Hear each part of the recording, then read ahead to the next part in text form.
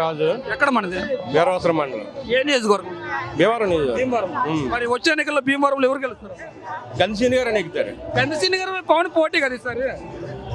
ఏమంటే అసలు పవన్ ఏంటండి పవన్ హీరో అంతే కదా. హీరో నేనుగా చూస్తాను. రాజ్యంగా జీరో కదా, అది మీ అందరూ తెలుసు. అక్కడ చచ్చాం కానీ మళ్ళీ మీరు హీరో అంటున్నారు. అంటే పోయినసారి పవన్ కళ్యాణ్ ఓడించి భీమవరం ప్రజలు తప్పు చేశారని ఫీల్ అవుతున్నారంట. ఏమంటే ఇప్పుడు ప్రతిపక్షం పార్టీలు ఏంటంటే రకరకాల మాట్లాడుతూ ఉంటారు. పార్టీ ఇప్పుడు పవన్ కళ్యాణ్ అంటే అభిమానం వాళ్ళు రకరకాల మాట్లాడతారు. అది వాళ్ళ అభిమానతత్వం అది. కానీ అంత పరిస్థితుల్లో కూడా ఆ పరిస్థితుల్లో కూడా మరి గంధసీని గారు ఎందుకు వచ్చారు? మొన్న గంధసీని గారు ఎందుకు వచ్చారండి? అప్పుడు టీడీపీ జనసేన పొత్తు లేదు, ఓటీడీపీ సీనిపోయి అందుకు వెళ్తారు. జనసేన అనేది పార్టీ అంటారు మీ ఉద్దేశం ప్రకారం? పార్టీ కాదంటారా మీరు? ఆ పార్టీ తీర్మానం అంటే ఎజెండాలు ఏంటి ఒకసారి చెప్పండి మీరు. టీడీపీ జనసేన పొత్తు ఒక్కసారి సార్ టీడీపీ జనసేన పొత్తు టీడీపీతో పొత్తు ఉండడానికి ఆడికి ఊడిగిన చేయడానికైనా ఇంకేమైనా ఉందా జనసేన అంటే? పేద ప్రజలకి మంచి చేయడానికి పొత్తు సార్. ఒక 2 ఎజెండాలు చెప్పండి మీరు. జనసేన పార్టీ పెట్టిన తర్వాత ఏ కోణాల పార్టీ పెట్టాడు, రాష్ట్ర ప్రజలకు ఏం చేద్దారనేటువంటి పార్టీ పెట్టాడు అంటే ఎందుకు పెట్టాడు? ఎవడో ఒకటి ఊడిగిన చేయడానికైనా? అధికారంలో ఉన్న వారిని ప్రశ్నించడానికి. అయితే గతంలో ప్రతిపక్షంలో ఉన్నప్పుడు కూడా జగన్ ఎందుకు అన్నాడు? అసలు ఇప్పుడు పవన్ కళ్యాణ్ మైండ్ సెట్ ఏంటి అసలు?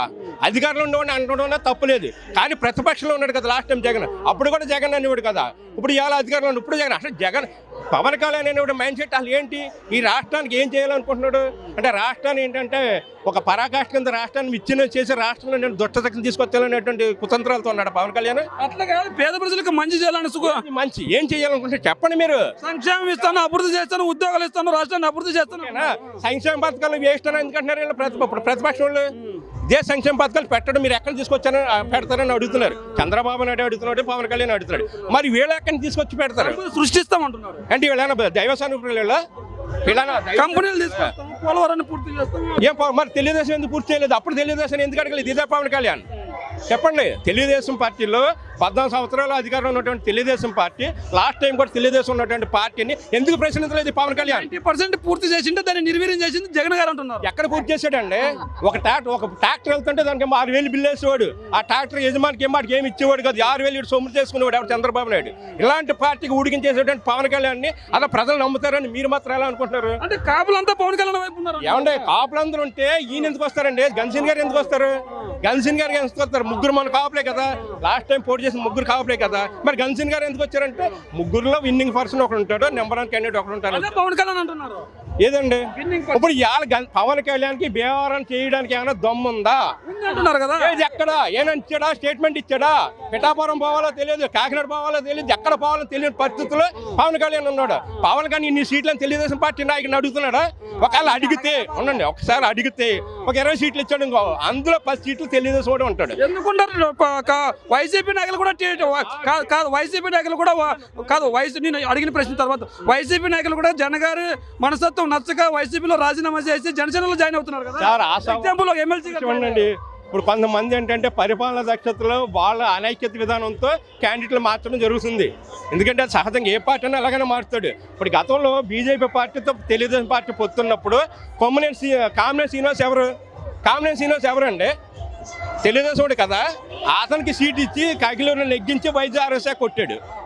ఇది చంద్రబాబు చేసేటువంటి కుతంత్రాలు. ఇటువంటి చంద్రబాబు చేసే కుతంత్రాల్లో తెలుగుతొక్క దద్దమ్మ అనుకోలో, తెలివైన అనుకోలో అంటే సినిమాటర్ హీరో బొత్తు పవన్ కళ్యాణ్.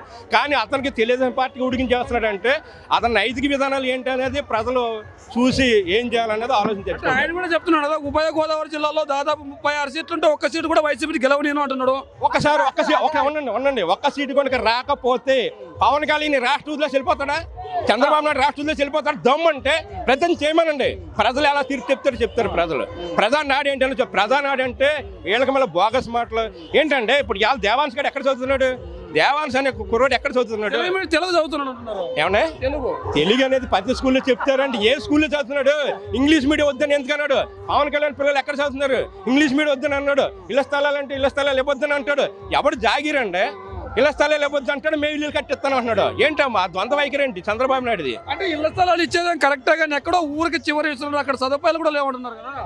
ఏమన్నా సదుపాయాలంటే ఎవరు ఇళ్ల స్థలాలు ఇచ్చినా మీ స్థలం తీసేవారు కదా. ఎక్కడైతే ఏంటంటే అసైన్ భూమ్స్ ఉన్నాయో మామూలుగా ఈ భూమి బీడి భూములు ఇలాంటివి ఏమంటే అలాంటివి ఇస్తారు ప్రజలకి. అవి చాట్ని డెవలప్ చేస్తారు, ఊరు కూడా పెరుగుతుంది. ఆ మాత్రం తెలియకుండా వీళ్ళు రాజకీయ నాయకులు ఏంటంటే ఈ పవన్ కళ్యాణ్ ఏమో రాజకీయ నాయకుడు అసలు ఏంటంటే మాకు అర్థం కాదు.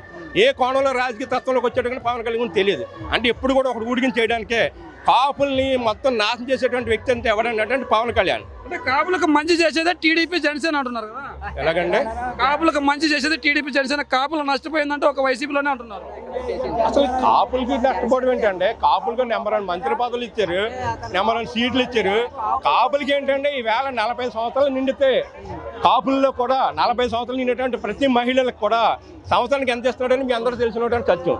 15,000 ఇస్తున్నాడు. అలాగే బీసీ మహిళలకు ఇస్తున్నాడు, మైనార్టీలకు ఇస్తున్నాడు, వీళ్ళకి ఇస్తున్నాడు. కానీ ఇదే చంద్రబాబు నాయుడు ఫీజు రింబర్స్మెంట్ పెట్టి పూర్తి స్థాయిలో చేశాడా? అదే ఫీజు రింబర్స్మెంట్ కూడా అన్న లోపాలు ఏమైనా ఉంటే అన్ని సరిదిద్ది అందులో 2 లోటు బడ్జెట్ అంటే ఎవరు జగనే తీర్చాడు. అని జగన్ తీర్చడం వల్లే పిల్లలకు కూడా 2 నెలలు ఎడ్యుకేషన్ కూడా వేస్ట్ అయిపోయిందండి. అందులో మేము కూడా బాధ్యతలమే. ఇది చంద్రబాబు చేసేటువంటి కపట నాటక విధానానికి బలి.